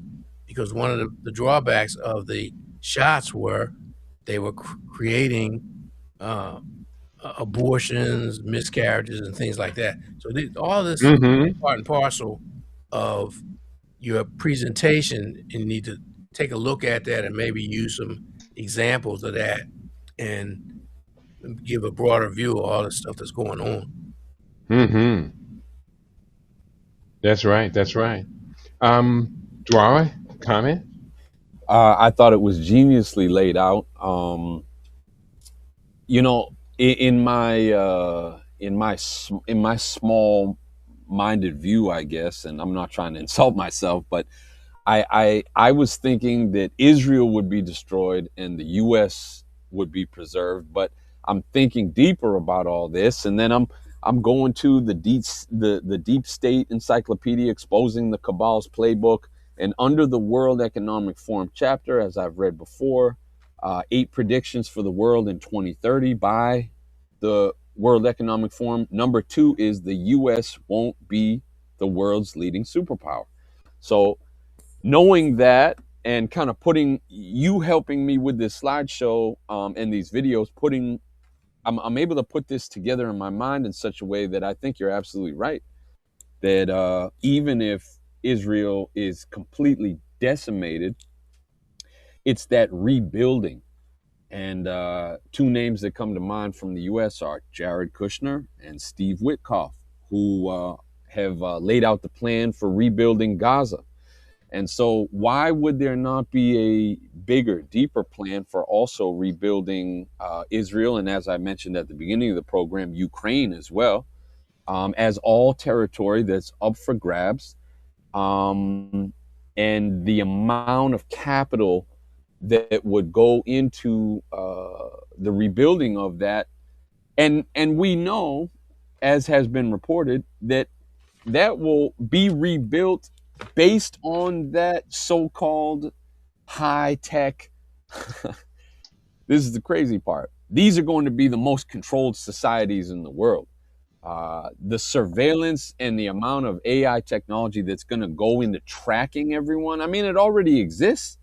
Depending on what color your license plate is, they can determine what religion you are. Are you Palestinian or ethnicity?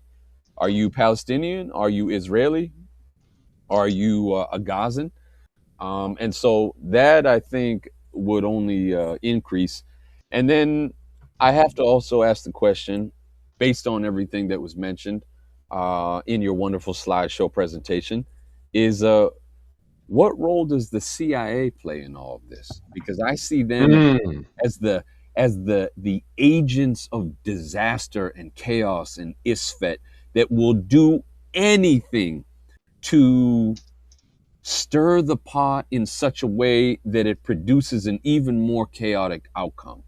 Because I agree that it's highly engineered and controlled, but I think also, and I forget who said it, forgive me, perhaps one of you Babas can remind me, never let a crisis go to waste. Yeah, that's the guy from Chicago. Never let a good crisis go to waste. Design is from Chicago. Emmanuel, what was his name? Rahm Ronnie, Emanuel. Rob Rahm Emmanuel. Emanuel. Yeah.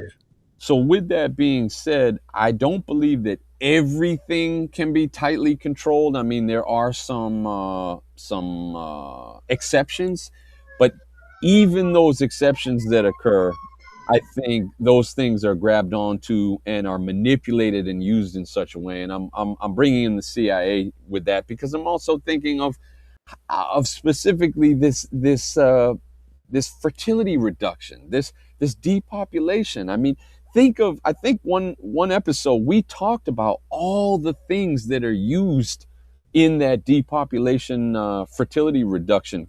You know, Mm-hmm. that's everything from transgenderism to the food to the plastics to the That's right. lotions we're using on our bodies and Mm-hmm. the education. So I say all that to say that again, I think it was a great presentation. It needs to be studied.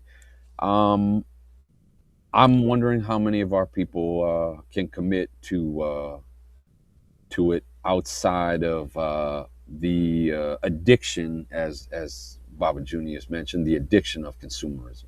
Is it I just think all of us Well, can commit. yeah. I personally believe 100% of the people can and should commit because this is all of our fate. Fade to black I is agree. not just people who don't listen to LIB radio. Fade to black is everybody. I agree. I say. Yeah. Just to touch base on your last question, Mhm.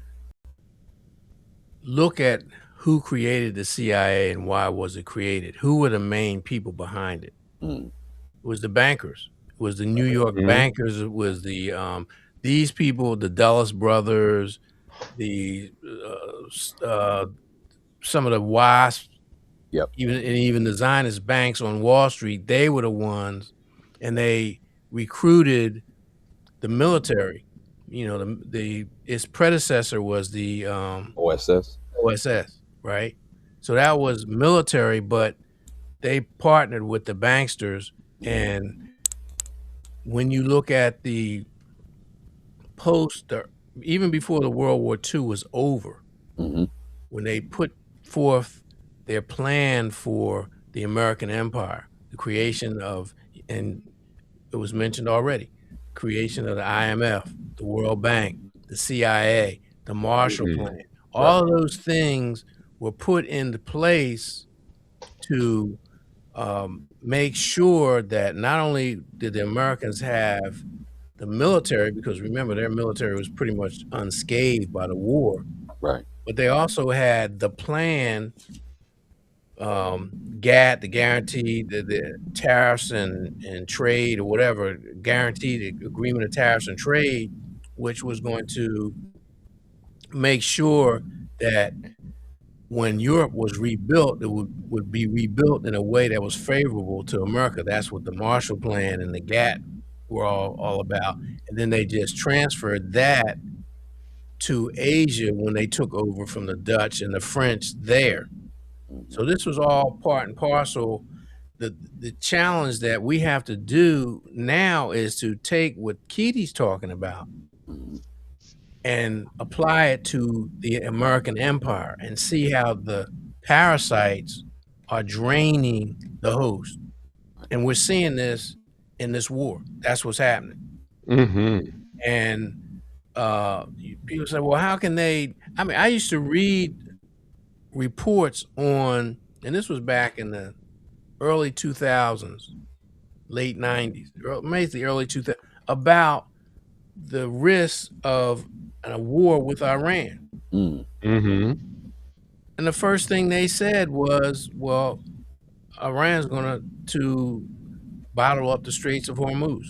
Wow. They didn't even know about their decision not to go towards a conventional military, Hmm. to go to the military that they have now using drones and missiles and what have you. This was just, hey, if they do that, there's going to be a problem. Mm. Just by looking at what happened with the Iraq-Iran war. And then remember, America was on the side of Saddam Hussein during that war, during that conflict that lasted 9 years.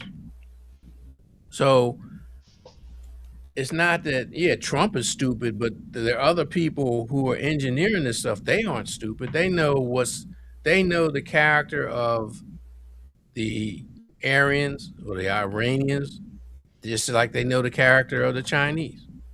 They know that a war is coming, a confrontation is coming against China sometime before 2030. And you say, well, why would the global manipulators and chess people, because they have to do that to eliminate some of these key players so that Israel or the Zionists can be on top and be in total control. Now, my issue with this is that I think they bit off a little bit more than they can chew with the Iranian situation. So you're going to see Mm. Israel be just as definite. The Gazification of Israel is what's going on right now, Mm. and it's going to get worse. Yeah, they're getting pelted hard. Right. So that's going to set Kitty's scenario back a little bit.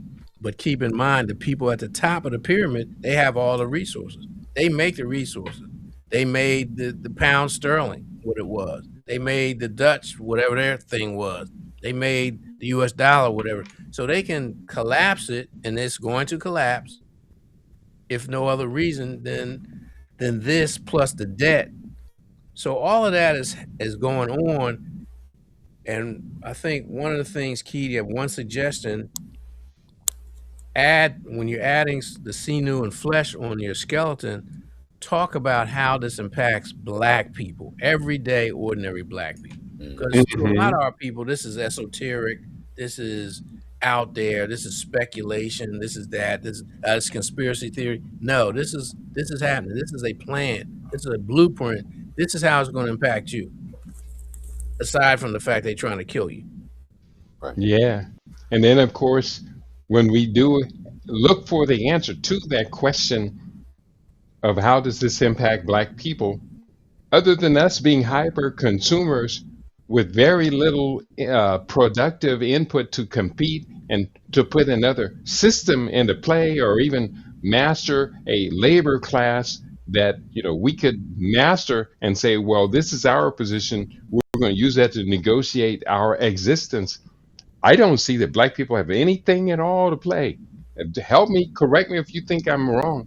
I don't see the Congressional Black Caucus, it matters at all. I don't see those who are jumping ship and jumping on the MAGA. I don't see them as anything important. We've got celebrities that are doing that. They don't mean anything at all. The best that we can say is we've got a few good comedians left, and we still do dominate the software in sports.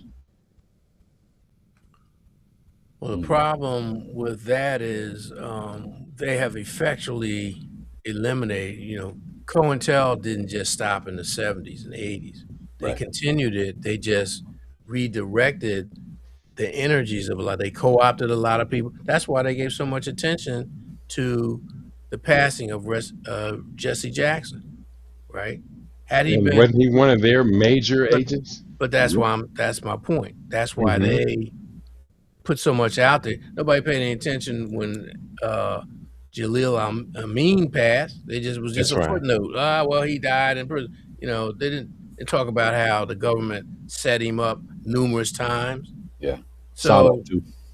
yeah, so we need to again add to your presentation how the hows and whys, the media, Hmm. the propaganda, the mind Hmm. control, the menticide, so that so that our people can see, oh, okay, that's what's happening. That's why we're so lethargic. That's why we're so discombobulated. It's not innate in us. That's not something that we're born with. This is something. This is a deliberately induced condition. Yeah. And again, when you extrapolate that, look at what's going on the continent. All these wars that are going on. You talk about that. Just bring in some of the stuff about the what do you call it? A scramble. Yeah, just The new scramble the for new Africa. scramble for Africa. Put all of that in there. I mean, it Hmm. doesn't necessarily mean now you're gonna have to add 20 new slides, but these are some things when you look at the global picture and you talk about the host, the United States host is being gutted, and then look at what's happening. Because my theory is that they have divided the world into zones. Hmm. So Africa's zone is the resources because it's probably the most resource-rich landmass on the planet, one of them. Hmm. So in order to facilitate that, they have to engage in genocide. That's right. That's what they're doing now. And steal everything. Right. So Asia tends to be using the Indians and the Chinese. They're going to use them not so much as a workforce, but they're training them. They're training them to be engineers or what have you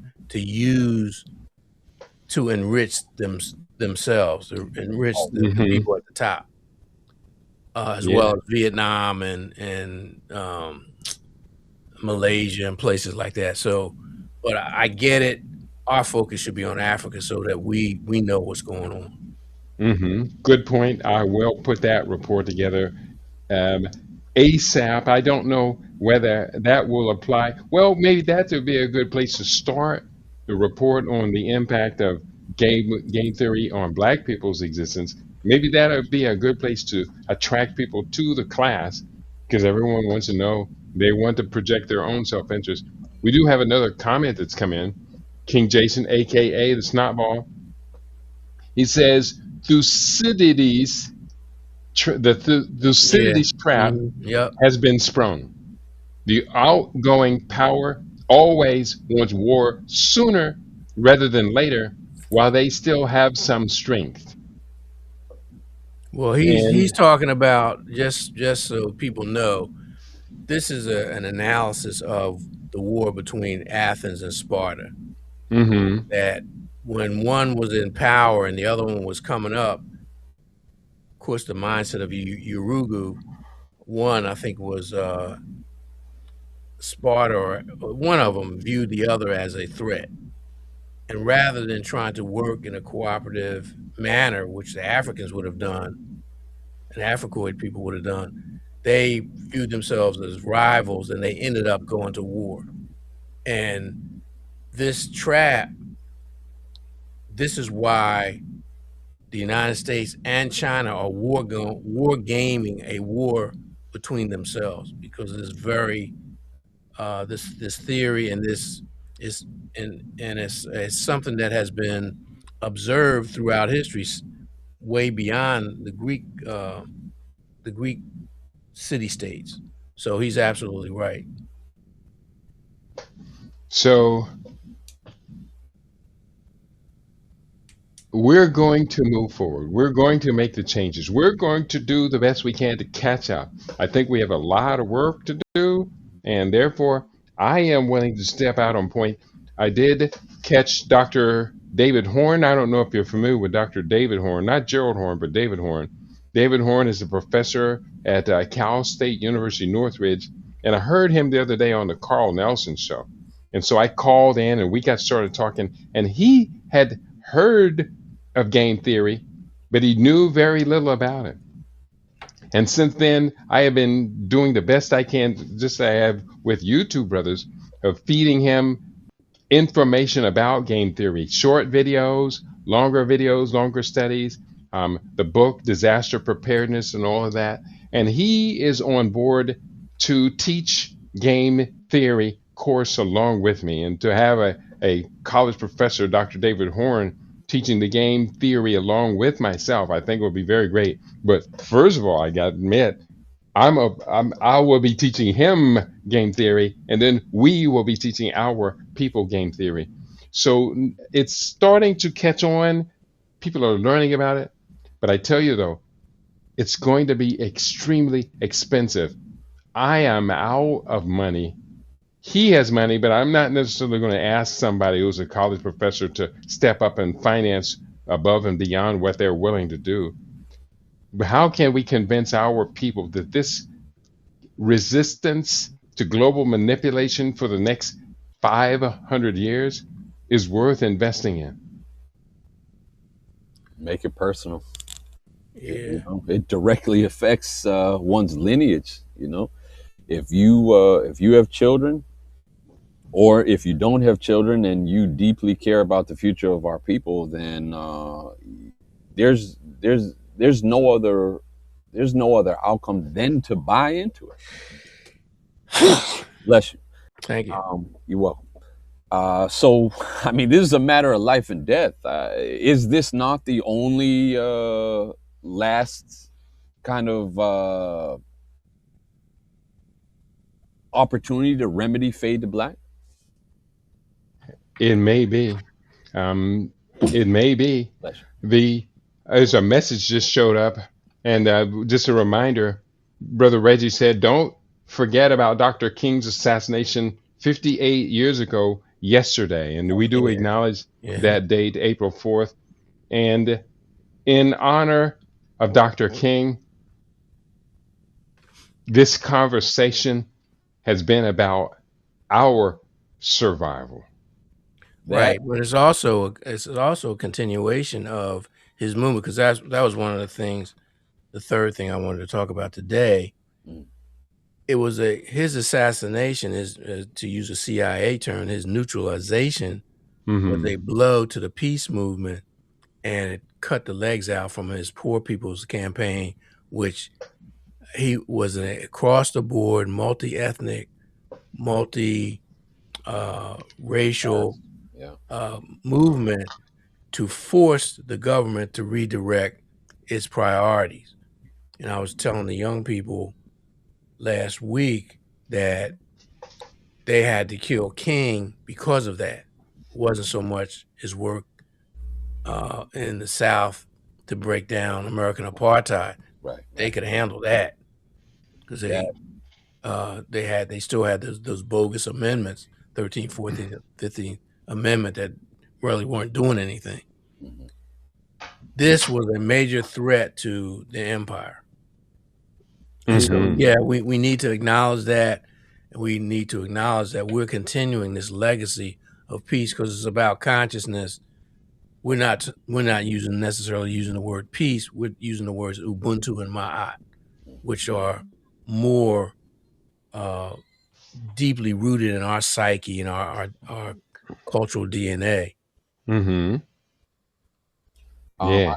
if I could just quickly add to that, um, it was MLK's ancestor MLK's Beyond Vietnam speech, which I think really kind of sealed his fate. Mm-hmm. Yep. And if you read that speech, I mean, he was saying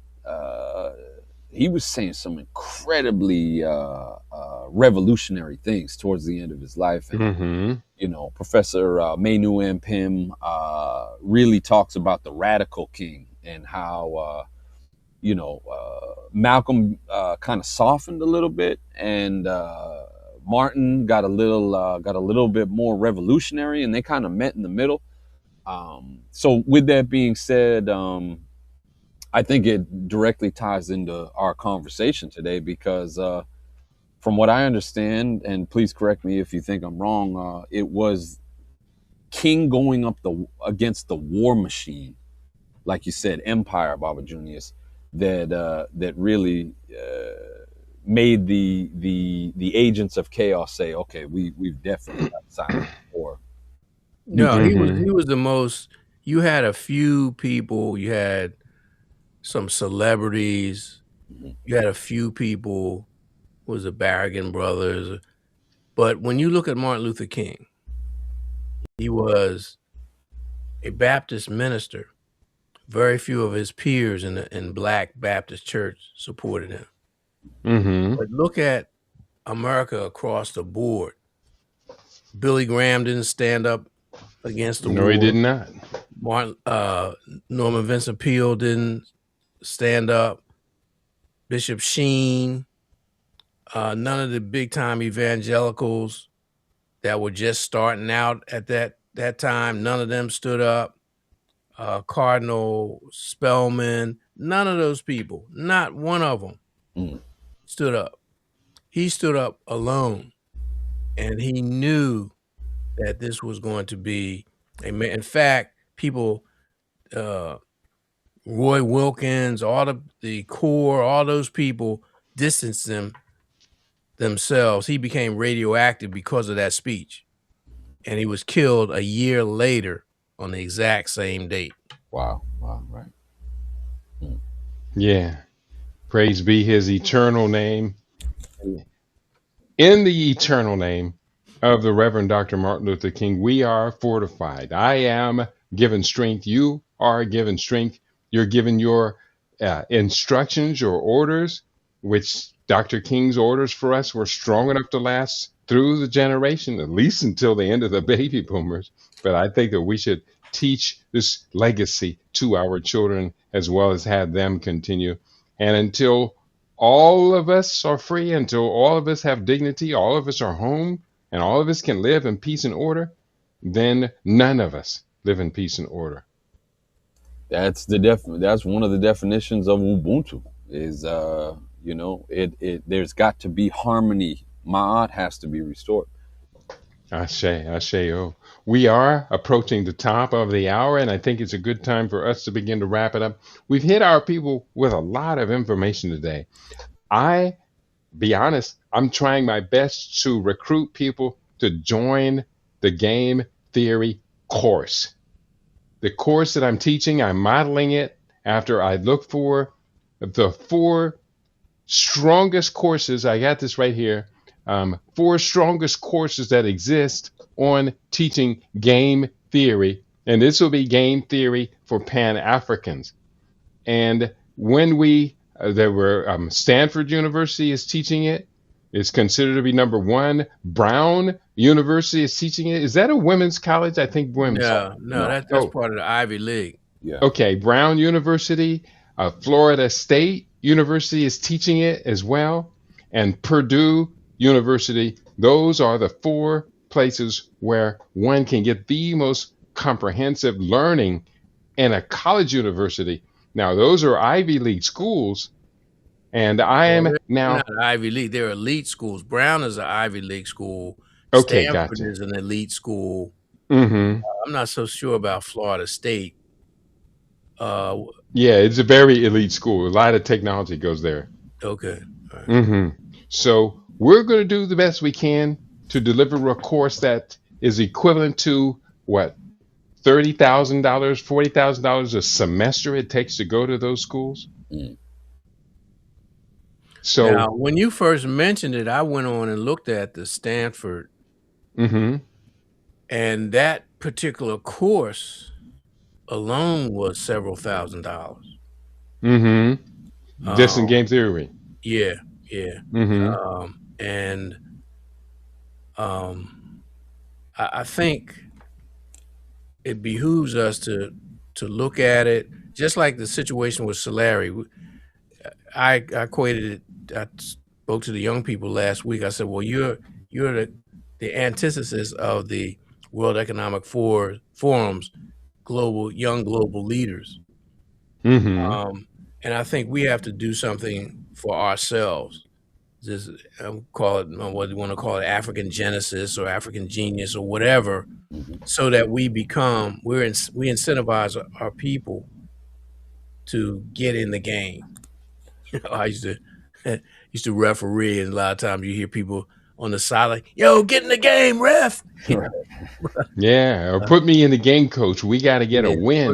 put me in the game. Yep. Let's begin to wrap it up. I hope we have inspired our people to want to do something positive for our team in all of this. I got everything on the line myself, but I've been able to exist in that very high risky position for quite a bit. It's been hurting me recently, but they don't need to know that. What they do need to know is that we have something to teach, and it's going to be very practical for everyone who learns it. Right. And again, just like Iran, they're engaged in asymmetric warfare. They're engaged Mm-hmm. just like Vietnam, the Vietnamese, or the Taliban, or even the American military. I watched that American Revolution series. They Mm-hmm. didn't go up against the British head to head, man to man for the most part because they didn't have the resources. They didn't have the manpower. So when you're facing an overwhelming adversary, and that was my reasoning for structuring my presentation last week around the mythic hero. Mm-hmm. Heru, from our perspective, Heru went up against his uncle, who was older and more experienced, life experience. He needed help. He he had to call on forces greater than himself. That is a lesson for us. It's a psychodrama. It's not just about those people or those icons or those avatars, as we would say today. Each and every one of us is Asar. Each and every one of us is Aset. Each and every one of us is Heru. Each and every one of us is Set. We're all playing out those roles in our personal evolution and transformation, hopefully to the point that we could evolve to be Heru. We could be Mm-hmm. the hero. We could be Asar. We could be Aset. And we could be even Set, put in a check position, because in all the stories, he doesn't get killed. He's put in check. And that's what we I have to say. do. We have to put the ignorance, the consumerism, the addiction, we have to put that in check and evolve into our highest and greatest selves. And that is our role. That's the role here on the mastermind. It's not about ego. It's not about self-aggrandizement. It's like Ubuntu. Lift That's as we right. climb. That's right. The last thing before we go, be aware that they're ramping up the COVID scare. This Cicadia variant Mm. is being used to ramp up some more scare tactics. So just keep that in mind. Yeah, it may not be able to compete with the high cost of gasoline and food, though, for Well, people's yeah, but I attention. mean, like you mentioned earlier, the boom and bust and all that. They Remember, always got one coming. yeah, there's always something in the pipeline. One of the things one of the notes I put down is the trial balloons. They're always floating trial balloons to see, Mm-hmm. because they want us to be totally reactionary. They don't want us to think critically and what have you. So just be Mm-hmm. aware of that you're going to see more people wearing masks. You're going to be seeing them pushing for the injections, things like that. But like you said, it's going to take a fourth or fifth place to the price of gasoline, and come 3 or 4 months down the road, food and all the other. And child care. Yep. Mm. Yep. Final thoughts for today's program, Brother Dwyer. I did put up the quote that you shared. I think your settings in your chat is to private only, but I had Yeah, to change my status to Rumble so that everyone will get them. I was But trying to figure that out. I did put that our scientific power has outrun our spiritual power. We have guided missiles and misguided men. That quote from Reverend Dr. Martin Luther King. Very powerful. Mm. I say thank you for that, Baba. I'm just gonna say I'm just gonna go out on a limb and say two things. One, the African concept of family, not the African American concept and not the Eurasian concept, but the traditional African concept of family is our greatest defense against the omnicide, or what I'm also calling Ubuntu side, of the unelected global elite. And then also simplify, simplify, simplify. If we're going to move away from the crass materialism and the hyper consumerism, then we have to realign and recenter ourselves back to the African cultural values, which I'm, for lack of better words right now, terming a spiritual communality. And that's based on creating strong, unified families. Mm. Very, very positive, very powerful. Junice, did you get your final comment in? Yeah, my final comment was just be aware of the push for the new COVID variant. That's a good final thing to leave with people. I want to thank you both for your participation today.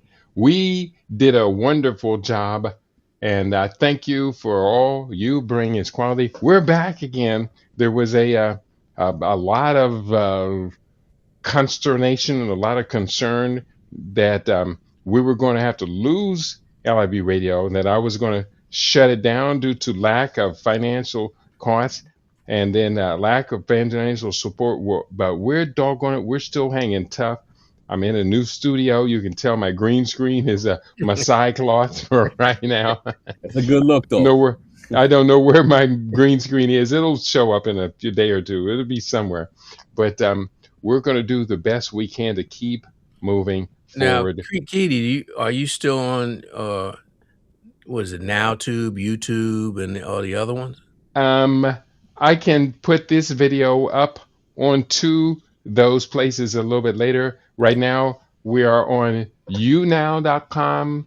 I don't think we're on Facebook, but the Facebook, I do put up a link so anyone on Facebook can always just click on this link and get as well. So, yeah, and then I can push it up on YouTube a little bit later, like I did the short videos that I was producing in the background. So, we're going to do the best we can to keep it Yeah, expansive. I look into Substack they have a new studio, and they have Okay. a mechanism where you can stream live. So look into that. Now, does it cost?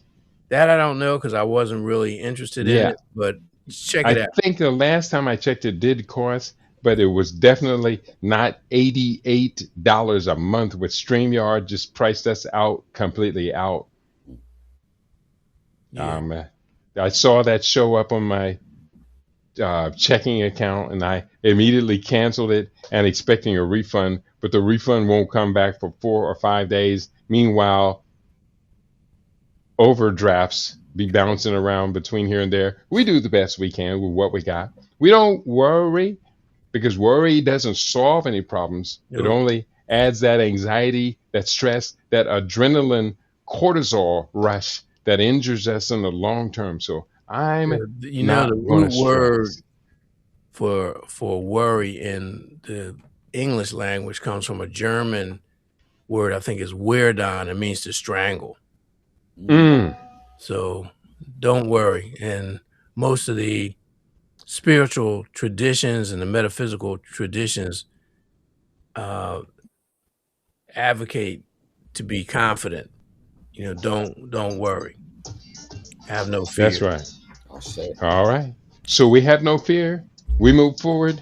Peace and positivity to each and every one of you on your LIV radio. We ain't going nowhere. At least not this week. Peace and prosperity to each and every one of you. Peace. Hotep. Peace. I'll say.